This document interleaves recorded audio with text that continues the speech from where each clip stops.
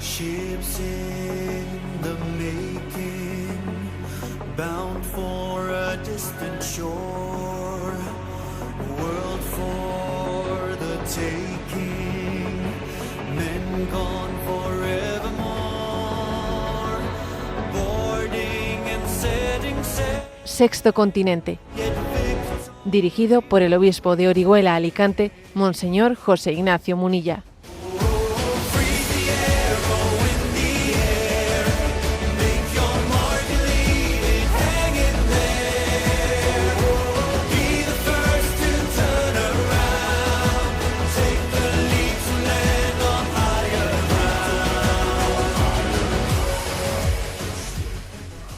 Un cordial saludo a todos los oyentes de Radio María. Un día más, con la gracia del Señor, nos disponemos a realizar este programa radiofónico llamado Sexto Continente, que lunes y viernes de 8 a 9 de la mañana, una hora menos, en las Islas Canarias, realizamos aquí en directo en Radio María España.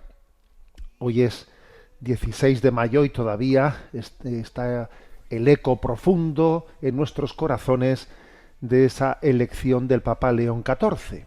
Todavía lo estamos saboreando, todavía lo estamos acogiendo, todavía estamos admirados, estamos perplejos, estamos contemplando el milagro que Dios ha hecho en el seno de la Iglesia Católica, un milagro de comunión. Hemos visto un nuevo Pentecostés.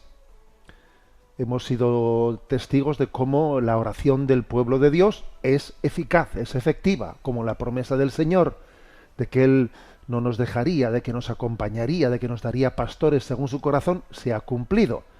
Bueno, creo que es un pequeño milagro lo que ha acontecido, o un gran milagro lo que ha acontecido. La comunión, la unidad con la que ha sido acogido en el seno de la Iglesia Católica, también en la sociedad, ¿no? Es grandísima, es una esperanza muy grande de sanación de una herida, de falta de comunión que estaba aconteciendo entre nosotros. Así como alguna anécdota, yo he compartido en redes sociales, ¿no?, en los días anteriores, una frase, digamos, graciosa, pero no solo graciosa, sino muy elocuente, que pronunció el arzobispo cardenal de Argel, el cardenal Vesco. Claro, obviamente los cardenales están bajo secreto juramento y no pueden dar detalles concretos, ¿no?, de lo que aconteció en el cónclave. Pero bueno, sí pueden hacer una lectura espiritual, ¿no? Y entonces, pues él dijo,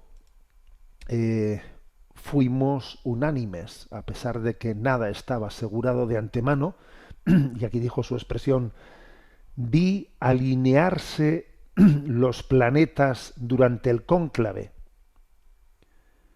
sin que necesariamente se intercambiaran las palabras. Bueno, es una expresión, bueno, la verdad es que muy incisiva, ¿no? Eso de vi alinearse los planetas durante el cónclave, como diciendo, allí se podría partir de situaciones enfrentadas, se podía partir, pero allí ocurrió ese milagro, que los planetas se alinearon, que de repente todo confluía, que de repente todo iba a una comunión, que el Espíritu Santo, en quienes estaban allí rezando, les estaba sugiriendo, id por aquí, ¿no? Bueno, me ha llamado la atención esa expresión, vi alinearse los planetas durante el cónclave. Bueno, estamos, ¿no?, recibiendo al Santo Padre en los primeros días de su pontificado. De hecho, este domingo va a tener lugar pues la misa de inicio del pontificado de León XIV. Anteriormente, ¿no?, antes de Pablo VI, se le llamaba la misa de entronización. Bueno, Pablo VI cambió ese signo de poner la tiara al Papa. La tiara es un poco, era como una coronación de un rey. Se cambió, dejando como signos, más bien los signos evangélicos, ¿no? Porque es cierto que los signos evangélicos son dos. Es el del pastor y el pescador. Y entonces también Pablo VI hizo esa transformación de los signos para volverlos más sencillos, para ir al Evangelio, ¿no? Que yo creo que fue una feliz reforma. Entonces, ¿cuáles son los dos signos claves, ¿no?, de esta misa de inicio del pontificado. El palio y el anillo del pescador. El palio, ¿qué es? Pues una especie de estola o bufanda confeccionada con lana de oveja y que representa al Papa como pastor que lleva en sus hombros el rebaño. Es como una pequeña pues bufanda de lana que representa como que llevo a las ovejas en mis hombros, ¿no?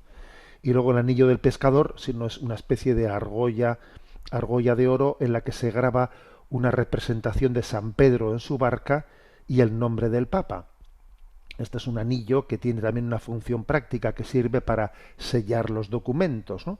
Son esas dos cosas, ¿no? El palio del pastor y el anillo del pescador. Es curioso porque San Agustín, que como muchas veces os digo es que es un crack, San Agustín comenta, hablando de estas dos imágenes, el pastor y el pescador, cómo están las dos conectadas, ¿no? Porque dice, la misión pastoral y la misión de la pesca son dos caras de la misma misión apostólica. El Señor primero hace pescadores a sus apóstoles, para luego hacerlos pastores. Porque quien pesca trae al redil y quien pastorea pues mantiene en el redil a los que han atraído, ¿no? Es decir, son esas dos. Primero es la acción de los pescadores, que es la acción misionera, de ir a por los alejados. Y luego los pastores es ya quienes los cuidan, les alimentan, les dan la doctrina, les dan los sacramentos.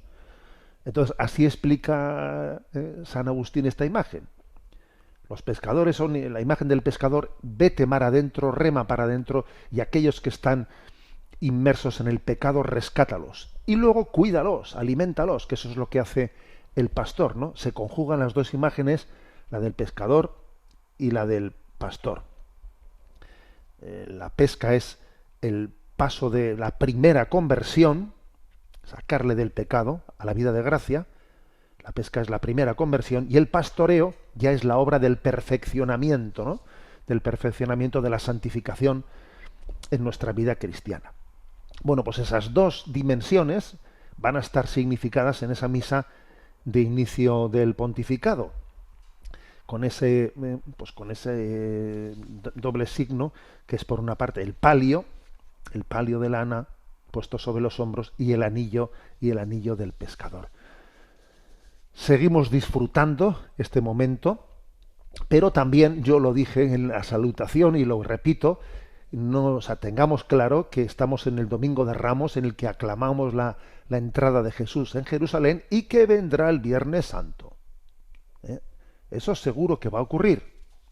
Ahora gocemos este momento, porque si estos callan, gritarían las piedras. Hosana, bendito el que viene en nombre del Señor. Pero os digo yo que la persecución va a venir, claro que va a venir, porque en la medida, en este momento, los poderosos y las ideologías de este mundo están silenciadas momentáneamente ante León XIV, porque ahora han visto pues la reacción de confluencia, de comunión que ha acontecido en la Iglesia Católica y ahora estratégicamente no les trae a cuenta enfrentarse directamente, porque claro, sería también no sería empático, podía volverse contra ellos un ataque demasiado rápido, demasiado inmediato, sin haberle dado tiempo ni a respirar, ¿no? Pero obviamente esos ataques van a venir.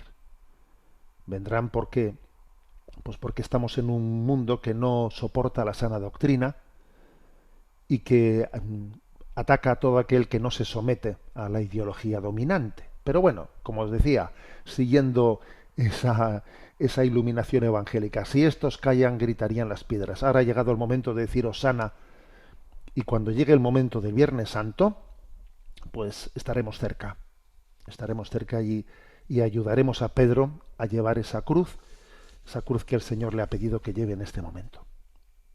Por lo tanto, acompañamos al Santo Padre este domingo en esa misa de inicio del pontificado. Sexto Continente es un programa que tiene interacción con los que sois usuarios de redes sociales, en Instagram y en Twitter a través de la cuenta @obispomunilla. en Facebook a través de la página que lleva mi nombre personal de José Ignacio Munilla. Los programas anteriores están a vuestra disposición tanto en el podcast de Radio María como en las plataformas de iVoox, de Spotify, también en el canal de YouTube, En Ti Confío. Y recuerdo que en la página web multimedia www.enticonfio.org ahí está entrelazado todo, ¿eh? Y también allí pues hay acceso a los programas de Sexto Continente, y además también allí se puede seguir en directo en el canal de televisión En Ti Confío 24 horas, se puede seguir en directo pues la emisión de este programa. Bien, vamos adelante. Y claro, con esto de que lo que ha acontecido, ¿no?, de los momentos finales del pontificado del Papa Francisco, de su enfermedad, de su fallecimiento, de todo lo que ha acontecido, pues ha habido noticias que quedaron anteriormente pues sin que yo tuviese el tiempo necesario para poder comentar, pero que han sido muy importantes. Y yo, cuando pasaban todos esos acontecimientos, decía, esto lo dejo para más adelante, pero esto hay que comentarlo, ¿no? Y una noticia que hoy os quiero comentar es la publicación que se hizo en Religión en Libertad el 28 de abril de un artículo potente escrito por un sacerdote diocesano, Santiago Olmeda se llama él, con el título de La mentira de la expresión terapias de conversión. O sea, este es un sacerdote que en su ministerio sacerdotal pues se ha dedicado, sabe de lo que habla, porque se ha dedicado, ¿no?, muchísimos años en su vida a hacer un acompañamiento espiritual, ¿no?, pues a las personas que pueden arrastrar muchas heridas de identidad sexual, heridas que les han podido generar tantos problemas, a veces pues de muchos tipos, que luego a uno le dificultan amar conforme al plan y al designio de Dios, ¿no? Bueno, pues recordaréis que tuvimos una escandalera pues a inicios de este año 2025, no pequeña, a costa de que habían sido denunciados algunos centros de orientación familiar en España. Habían sido denunciados supuestamente, ¿no?, pues por hacer terapias de conversión. También había sido denunciado un profesor católico en Valencia. Había distintas denuncias en varios lugares, ¿no? Pues claro, yo el 14 de enero envié a redes sociales un mensaje, ¿no?, que lo recuerdo, que lo envié, bueno, y se montó la marimonera por decir esto que voy a decir, ¿no? Lo que llaman terapia de conversión en realidad no existe. Es tan solo un constructo ideológico del marxismo para impedir a la Iglesia acompañar pastoralmente a las personas con inclinaciones homosexuales, ayudándoles a vivir la virtud de la castidad. Por otra parte, resulta irónico que quienes defienden la libertad para cambiarse de sexo, hormonas y cirugías incluidas, prohíban a los homosexuales solicitar libremente lo que ellos califican como terapia de conversión. Es una demostración palmaria de que no creen en la libertad de la que tanto alardean, además de ser una prueba más de la falta de libertad religiosa que estamos padeciendo. Bueno, pues este fue el mensaje que envié, se montó una buena liada, y además yo lo rematé unos días más tarde, el 23 de enero, lo rematé todavía con el siguiente mensaje. Dije el 23 de enero: no hay razones para quien no quiere entender. 5 breves reflexiones. Primero, no creen en la libertad de la que hacían bandera antes de alcanzar el poder. Ahora se creen con la potestad de imponer por ley una antropología de Estado, vulnerando el principio de libertad religiosa, pero eso sí, nunca les hemos oído decir nada con respecto al Islam. Segundo, Es obvio que sus acusaciones no tienen ningún recorrido legal, a pesar de sus continuos intentos de manipular el poder judicial. Su objetivo es doble. Por una parte, meter miedo e intentar silenciar a la Iglesia, y en segundo lugar, distraer la atención de la opinión pública de los escándalos de corrupción por los que están siendo investigados. En el gobierno me refiero. Tercero, es absolutamente falso que la Iglesia haga terapias de ningún tipo. La Iglesia acompaña espiritualmente a quienes experimentan heridas afectivas, al tiempo que nos llama a todos a la conversión. Cuarto, y lo increíble es que esa acusación de hacer terapias de conversión la realizan quienes han aprobado una ley por la que se permite hormonar y realizar operaciones quirúrgicas para cambiar de sexo, incluso a los menores de edad, sin el consentimiento de sus padres. Es decir, pretenden colar un mosquito, que ni siquiera existe, y se tragan un camello.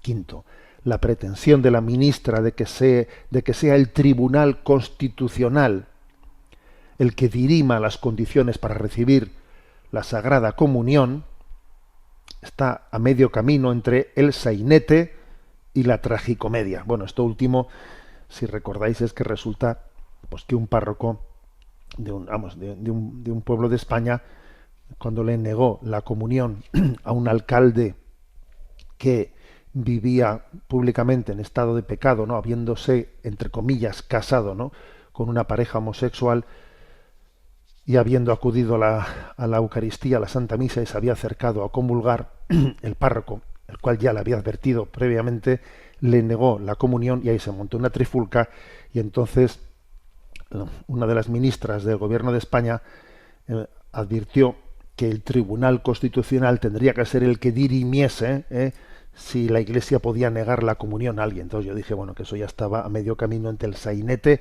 y la tragicomedia. Bueno, este fue, ¿no?, el momento un momento de claramente de persecución, un intento de impedir que la Iglesia realice su labor pastoral, de acompañar a los heridos. Y si las personas con inclinaciones homosexuales se acercan a la Iglesia pidiendo acompañamiento, porque ellos detectan en su inclinación homosexual una serie de heridas espirituales que entienden que pueden ser acompañadas. O sea, ¿quién es un Estado para prohibir eso? Es algo increíble que hayamos llegado a esto, ¿no? Bueno, pues bien, el 28 de abril, en Religión en Libertad, este sacerdote con amplia experiencia, Santiago Olmeda, publicaba el artículo con el título La mentira de la expresión terapias de conversión. Por cierto, que yo no he hablado con este sacerdote para compenetrarme en lo que hemos dicho públicamente, pero yo hablé de que lo que llaman terapia de conversión en realidad no existe. Es un constructo ideológico que se han inventado para impedir acompañar. Bueno, y este sacerdote, que tiene mucho más experiencia que yo en este campo, titula su artículo La mentira de la expresión terapias de conversión. Entonces comienza él diciendo que desde la experiencia durante 40 años de acompañamiento a jóvenes, varones y mujeres heridos psicoafectiva relacionalmente, con 40 años de experiencia, algo sabrá desde luego este sacerdote, ¿no?, acompañado a personas cuya herida les ha impedido madurar adecuadamente su masculinidad o feminidad, estoy leyendo, ¿no?, y por tanto les ha impedido poder amar con un amor verdadero, de comunión, donación, solidaridad, ¿no? Y entonces él escribe este artículo queriendo aportar una pequeña luz con relación a una de las más perversas mentiras, ¿no?, sobre las que se está queriendo imponer una ideología de género, la trágica reducción antropológica, que así la llamó Benedicto XVI, ¿no? Entonces él subraya como en las últimas semanas hemos asistido a una verdadera persecución y criminalización de aquellos grupos o personas a los que se les acusa de estar realizando terapias de conversión, ¿no? El lobby LGTB les acusa, estáis haciendo terapias de conversión y eso está prohibido. Hombre, a ver, es increíble, ¿no? Que se cercene la libertad de una persona de pedir ser acompañada, ¿no? Entonces, lo que este hombre subraya en su artículo, que la expresión terapia de conversión es un término ideológico creado por el mundo LGTB a partir de una estrategia de manipulación elaborada en los años 70 en Estados Unidos para legitimar e imponer la ideología de género y una nueva antropología contraria a la antropología personalista y cristiana, ¿no? Entonces, ¿qué es lo que está en juego? Bueno, pues la naturaleza biológica, psicológica y espiritual. Eso se desprecia esa naturaleza biológica, psicológica, espiritual, y es sustituida por el puro sentimiento, por lo que yo siento, por lo que yo quiero ser. Se desprecia la naturaleza y en vez de ella se le da rango normativo a mi sentimiento. La base real y científica de nuestra identidad queda sustituida por la subjetividad, por el relativismo, ¿no? Como principio de la realidad. Yo puedo ser lo que yo y nadie más decida ser, ¿no? Entonces, pues, el Dios de la revelación bíblica, que nos revela la verdad de lo que somos y de lo que estamos llamados a ser, queda sepultado por un nuevo Dios que decide y proclama en cada momento pues lo que es mi verdad. El nuevo Dios es mi deseo elevado a rango de ley, a rango de incluso de Dios, ¿no? Es como una nueva religión de la subjetividad. Esto es curioso, ¿eh? Además, en un primer momento el mundo, la ideología LGTB comenzó diciendo, yo es que he nacido así, ¿eh? A la hora de decir eso de cómo se entendía la homosexualidad, te decían, yo he nacido así. Eso se abandonó y ha quedado sustituido por yo decido ser así, yo soy lo que siento, además puedo ser fluido, puedo cambiar. Bueno, puedo cambiar, pero siempre y cuando lo que no puedes cambiar es en la dirección de la confluencia de la naturaleza. Eso no puedes cambiar.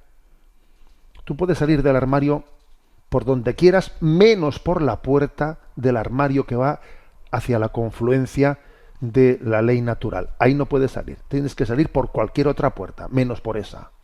O sea, es curioso esto, ¿eh? Entonces, el individualismo, subjetivismo se forja como el principio de identidad y de relación, y la donación al otro, que es lo propio del amor, queda sustituida por la dominación del otro. Que este es el drama. Que cuando se rompe con una antropología, luego el amor se convierte en posesión y se sufre porque no se sabe amar. Entonces, un materialismo de una existencia sin Dios, ¿en qué confluye al final? En un hedonismo, en un buscar placer, que intente el placer sustituir a la felicidad. Ya que no he encontrado la felicidad del amor, por lo menos voy a intentar suplirlo con el placer. Ya que no soy feliz, por lo menos me consuelo con el placer de no serlo.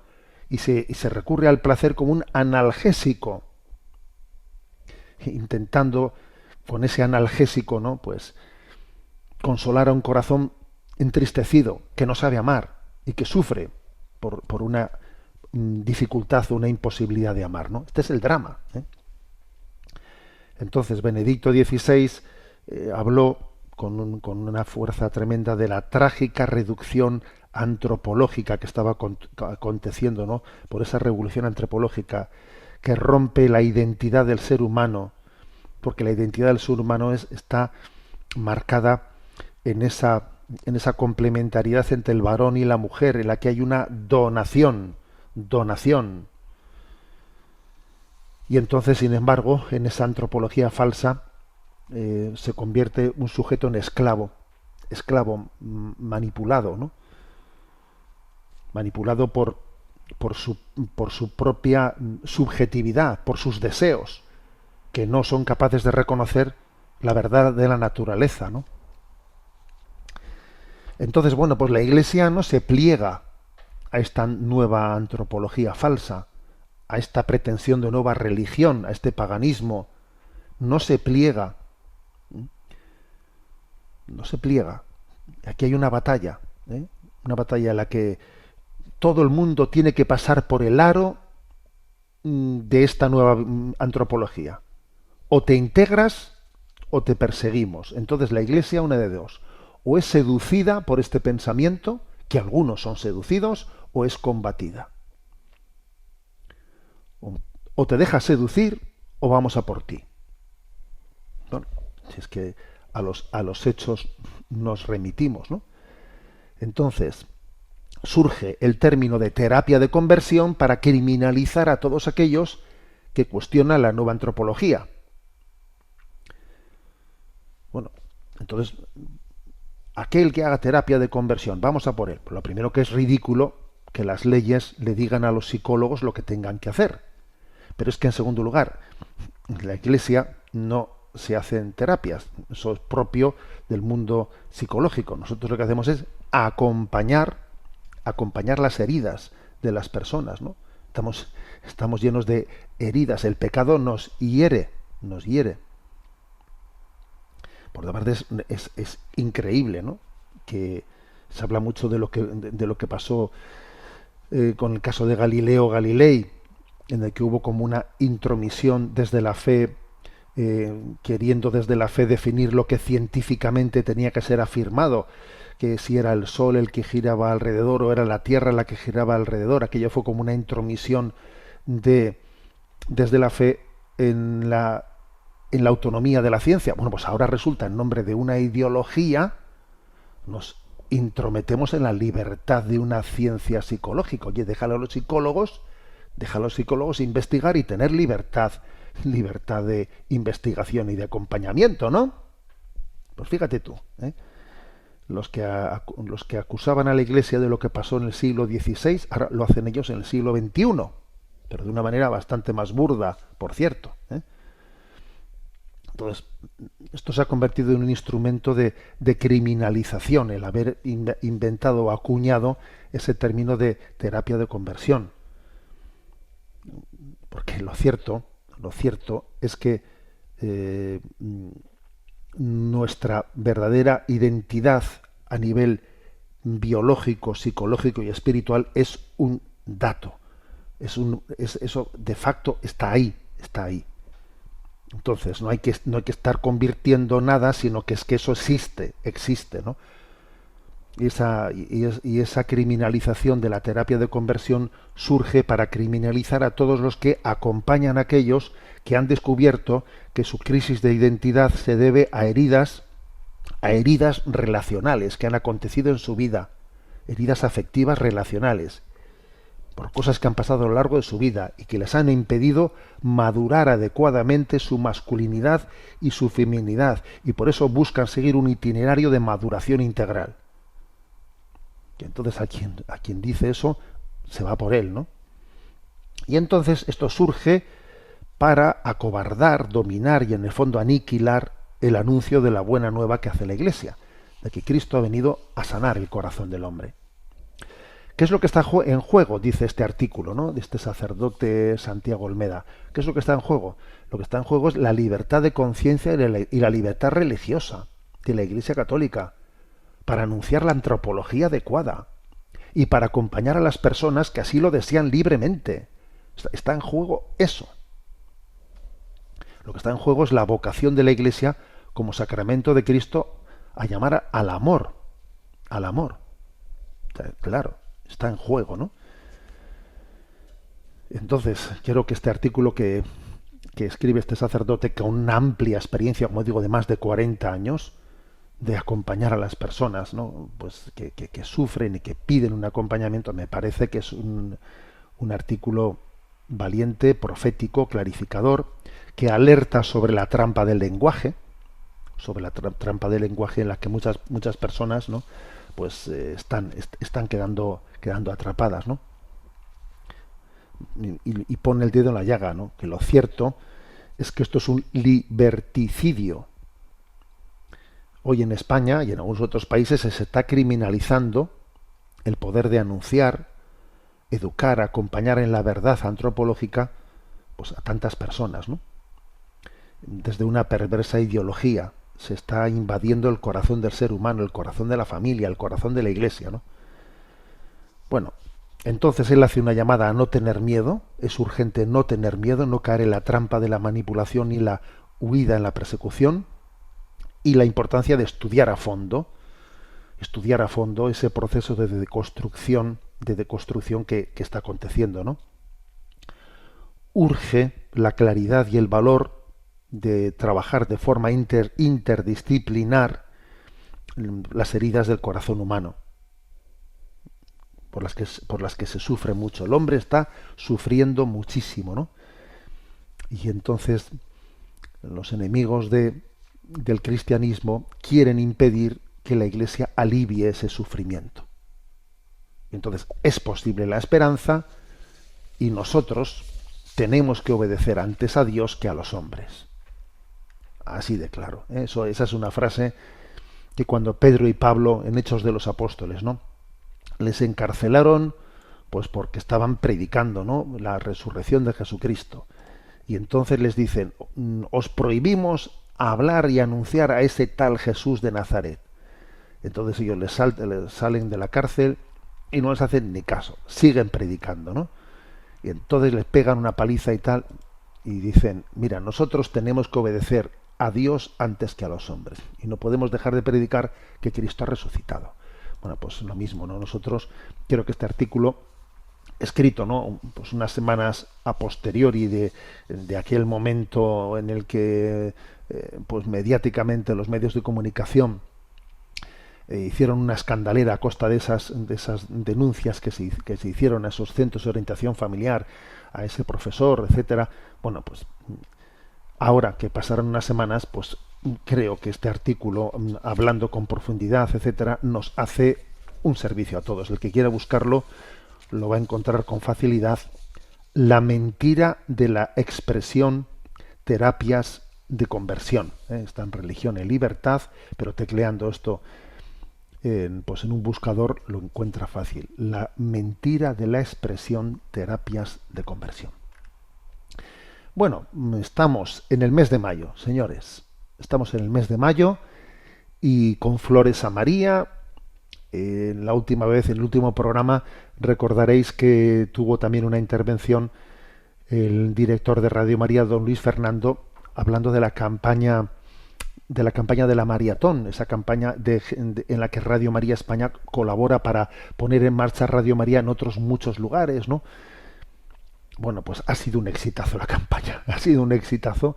Es increíble pues que se hayan conseguido, pues creo que más de 1.100.000 euros, pues para todos esos proyectos de Radio María, que la verdad es que han sido en Sudán del Sur, Guinea Ecuatorial, Madagascar, Nazaret, India, Paraguay, Portugal, Brasil, Sierra Leona. Se está ahora mismo también todavía, bueno, se han superado las expectativas, y todavía ahora, pues viendo que había esa generosidad, se ha abierto un nuevo proyecto para Sierra Leona. Pues estupendo. Ahora, quiero decir una cosa, que está muy bien que seamos generosos para extender Radio María en el mundo mundial, pero también nosotros tenemos que hacer pues un esfuerzo de tener también el sostenimiento de Radio María en casa, porque para que podamos ayudar a los de fuera también tenemos que mantenerlos de casa. Y ahora el resto del mes de mayo la campaña económica va dirigida al sostenimiento de Radio María en España.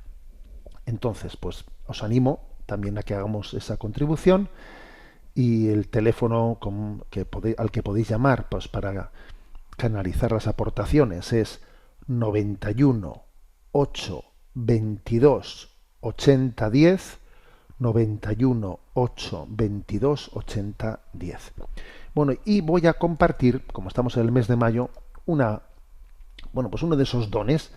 Este es un sacerdote joven de San Sebastián, que se llama Mikel Ormazábal, y el hombre pues tiene, pues el Espíritu Santo reparte dones, Y el Señor también reparte ese don de la inspiración musical. Bueno, pues Él ha compuesto en este mes de mayo esta canción, Hágase en ti, hágase en mí. Y bueno, os la comparto. Me parece una bella canción en la que María nos ayuda a pronunciar el hágase, que eso es clave, ¿eh? Que ella nos ayude a pronunciar hágase, hágase. Nos cuesta a veces pronunciar el hágase. María, ayúdanos a pronunciarlo. Hágase en ti, hágase en mí. Salve, Reina, salve, Nazarena. Del cielo Dios envió un ángel a tu presencia y tu corazón tembló con su salutación. Hágase en ti, hágase en mí. Salve, Reina, salve, Nazarena.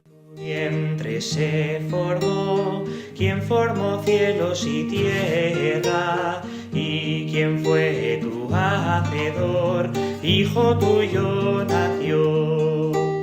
Hágase en ti, hágase en mí. Salve, Reina, salve, Nazarena.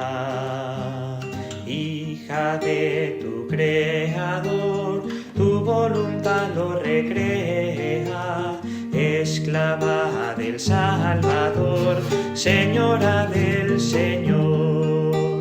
Hágase en ti, hágase en mí. Salve, Reina, salve, Nazarena. Sagrario de todo don, toda de gracia eres llena, todo don y su dador en ti se desbordó.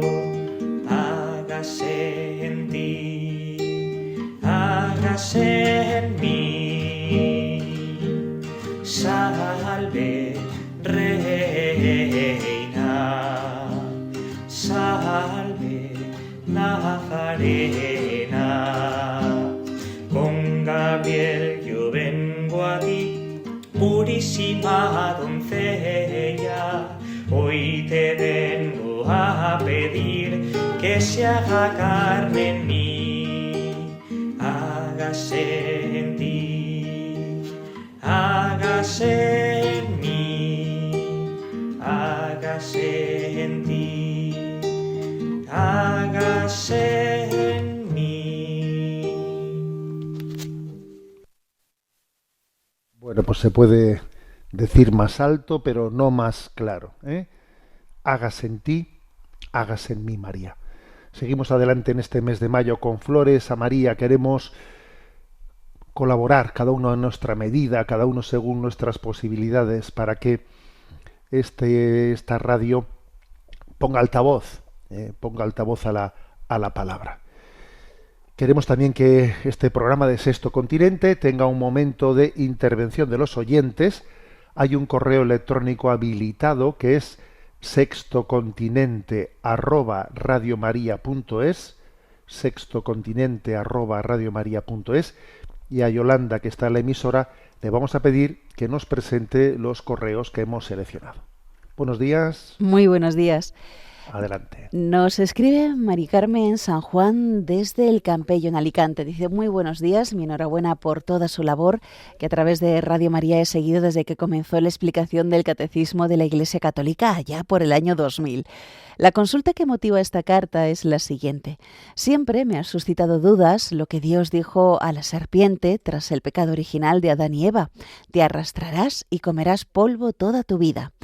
Esto sugiere que dicho animal no tenía el aspecto con que lo conocemos ahora, sino que estaba erguido.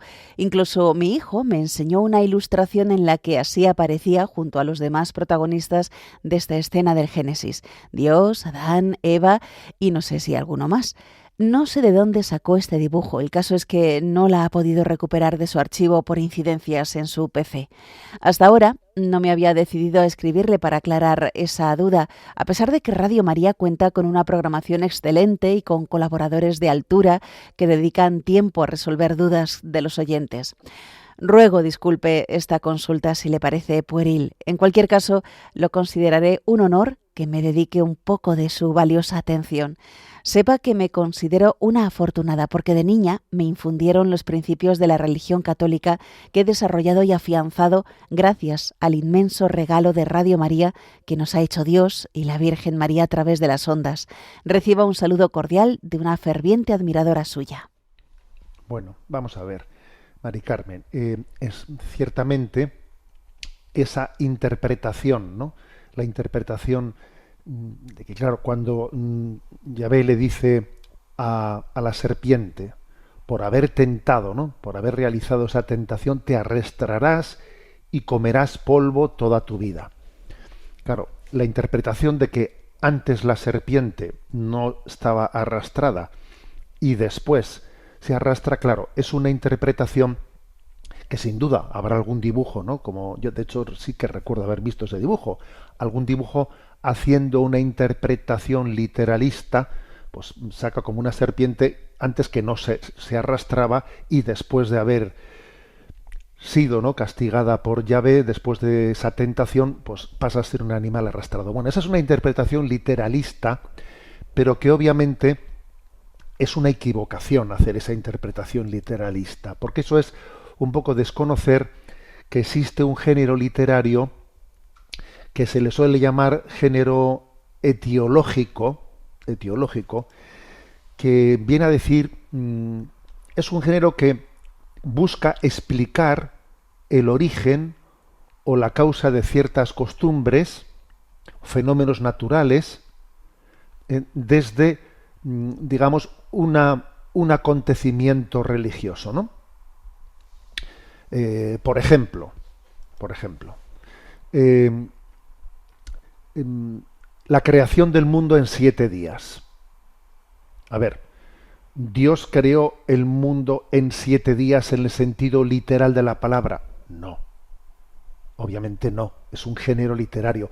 Es un género literario en el que el autor del texto bíblico, como él veía que la semana estaba dividida en 7 días, lo que hizo fue hacer un relato de la creación del mundo en 7 días, coincidiendo con que la semana,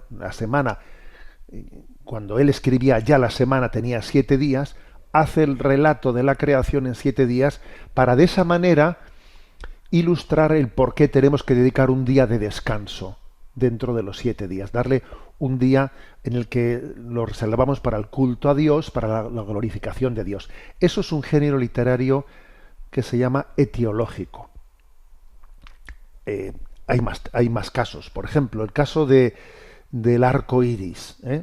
Después del diluvio universal, pues se dice, Dios dijo, no volveré a castigar a la humanidad, y puso un arco iris como una imagen del pacto que Dios hacía con la humanidad para que no volviese a ser castigada. Dios tendría misericordia, y entonces el arco iris fue puesto con esa finalidad. Como es obvio, el arco iris tiene sus leyes naturales, o sea, es decir, el arco iris no surge porque Dios en un momento determinado lo haya puesto. No, el arco iris está dentro de la propia creación. Cuando hay una mezcla entre la lluvia y el sol, el arco iris tiene sus propias leyes naturales para aparecer. Pero el autor del texto sagrado, utilizando ese género etiológico, se sirvió del arco iris para decir, mira, ahí hay una señal. Es que el arco iris es una señal muy bonita como de la alianza que hace Dios con el hombre. estaré siempre con vosotros y no os dejaré solos. Pero es un género literario. Uno no puede interpretar que el arco iris no estaba antes y que pasó a estar a partir de ese momento. No, el arco iris existía pues desde que las leyes naturales, el agua y el sol se mezclan y aparecen, ¿no? Entonces no cabe interpretar de una manera literalista como que el arco iris aparece en ese momento, o tampoco cabe interpretar de una manera literalista el que la serpiente comienza a arrastrarse en ese momento y antes no se arrastraba. No, ¿eh?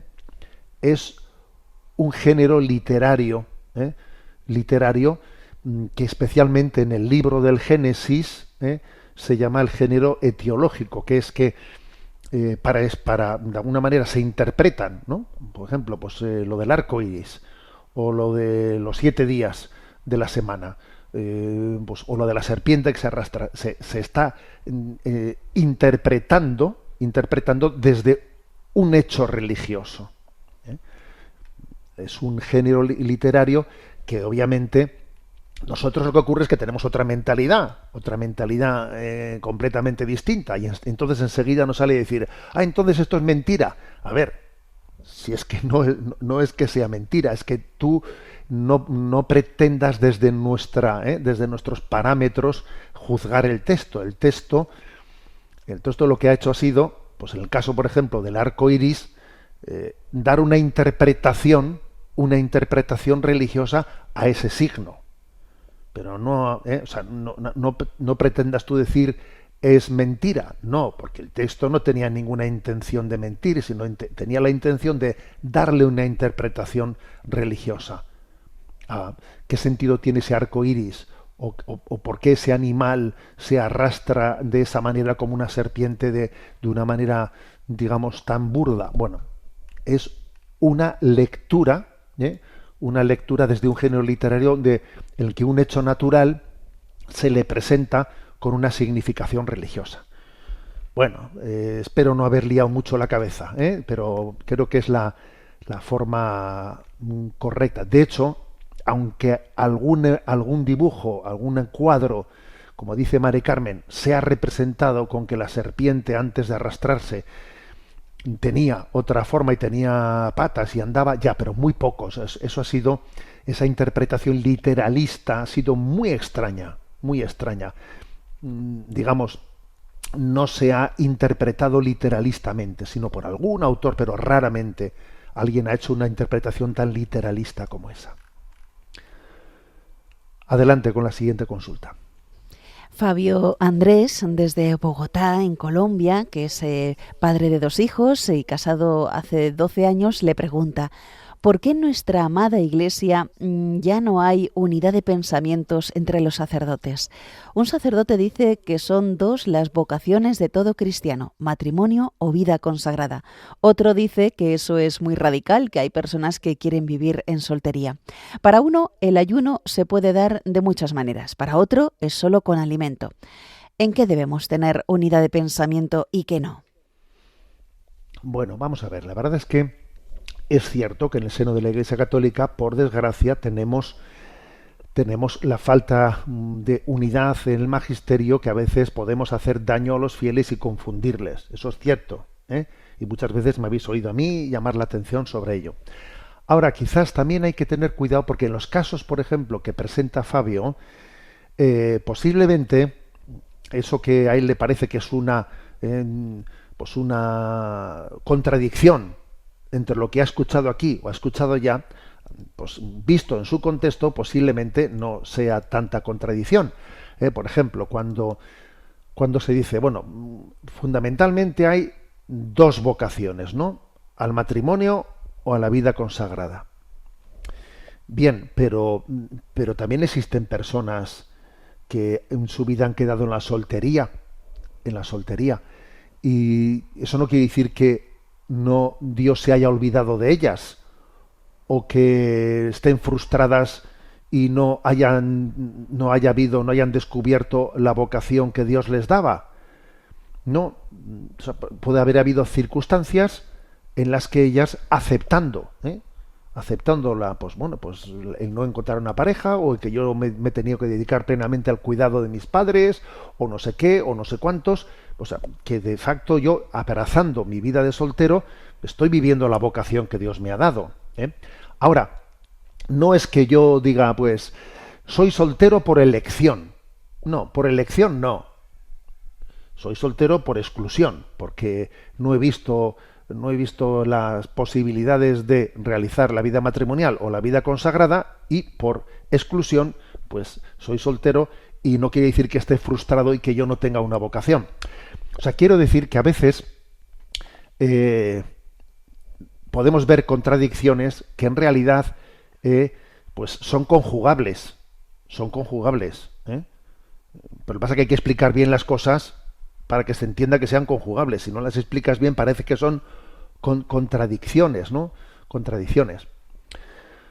O eso, por ejemplo, de que el ayuno se puede dar de muchas maneras, y otro dice solamente con el alimento. Quizás también esto es conjugable, porque hay que decir que claro que el ayuno se puede dar de muchas maneras, pero otra cosa es que la Iglesia nos pide, pues, que el ayuno del Viernes Santo, de Miércoles de Ceniza, sea un ayuno de alimento.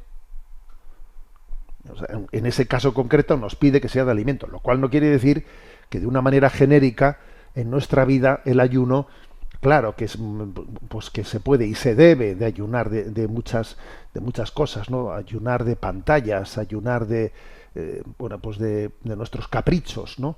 Ayunar o sea, claro que el ayuno es muy versátil y no es meramente del alimento. Otra cosa es que en esos días específicos la Iglesia pide que todos hagamos un gesto de unirnos en esa unión de los alimentos. Bueno, en definitiva, que es verdad que puede haber falta de comunión de criterios entre nosotros, y que eso puede despistar al pueblo de Dios, pero también hay temas como estos que plantea Fabio que hay que entenderlos y se pueden conjugar.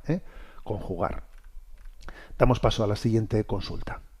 Aurora Gil le agradece sinceramente la acción evangelizadora de usted y también de Radio María, y le consulta. Es sobre si es adecuado hacer peticiones y oraciones de intercesión a familiares difuntos. A mí concretamente, nos dice, me nacen del corazón en determinadas ocasiones peticiones a mis padres y también a un muy querido sacerdote, todos fallecidos, y me planteo si es adecuado o estoy haciendo algo improcedente. Agradecería su aclaración en este tema. Muchas gracias por su labor y cuente con mis oraciones. Vamos a ver. Sí se puede uno encomendar a unas personas fallecidas, a pesar de no estar seguro sobre cuál es su destino eterno, pues porque uno no está nunca seguro de si alguien pues está en el cielo, en el purgatorio, incluso puede ser también en el infierno, aunque yo creo que alguien, no sé, para que alguien pueda estar condenado tiene que haber, o sea, no será fácil que eso acontezca sin que haya signos desde fuera de una vida bien alejada de Dios, ¿no? Pero uno, por ejemplo, pues pide por el eterno descanso de sus padres, lo cual quiere decir que pueden estar en el purgatorio, pero es que también alguien que está en el purgatorio puede interceder por ti. Es que no solamente se puede interceder por nosotros estando en el cielo, estando en el purgatorio también las almas pueden interceder por nosotros. Con lo cual yo me encomiendo a su eterno descanso.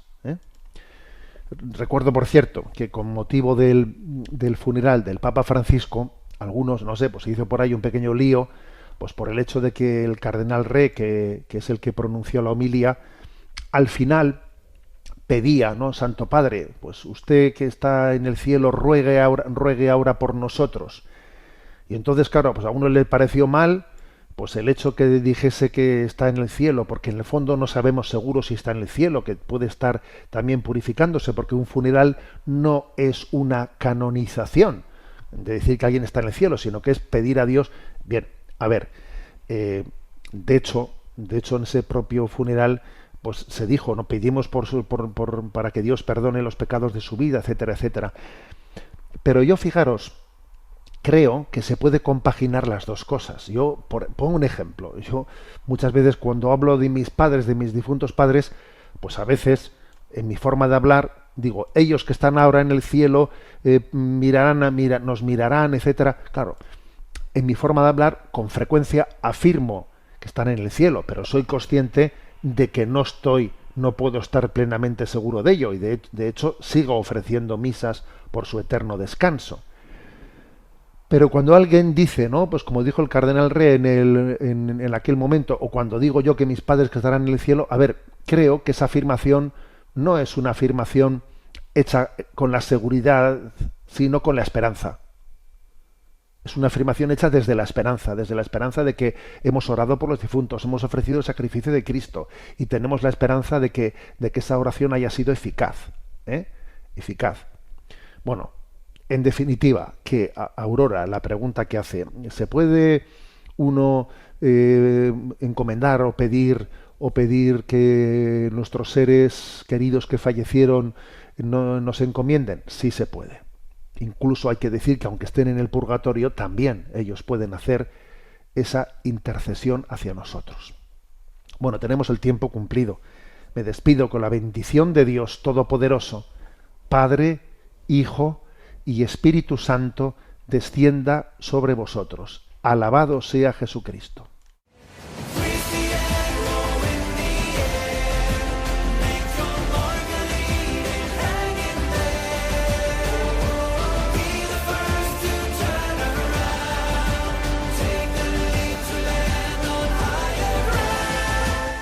Finaliza en Radio María Sexto Continente, dirigido por el obispo de Orihuela Alicante, Monseñor José Ignacio Munilla.